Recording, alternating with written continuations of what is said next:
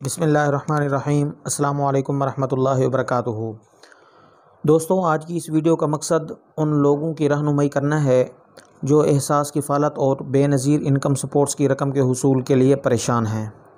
और इसके अलावा इस वीडियो में हम ये भी बताएंगे कि जिन लोगों को रजिस्ट्रेशन के मैसेजेस आ रहे हैं वो रजिस्ट्रेशन कहाँ और कैसे करवा सकते हैं ताकि वो भी 12,000 के अहल होकर ये रकम वसूल कर सकें।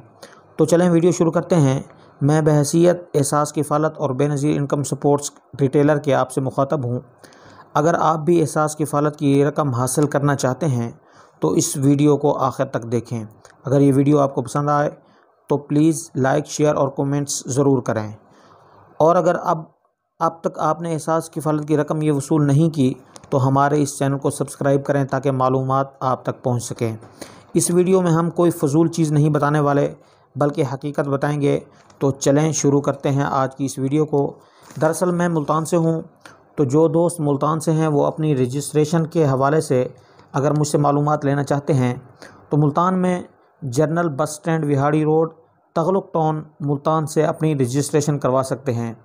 और जो दोस्त दूसरे किसी शहर से हैं उनकी आसानी के लिए मैंने इस वीडियो के डिस्क्रिप्शन में एक लिंक दिया है।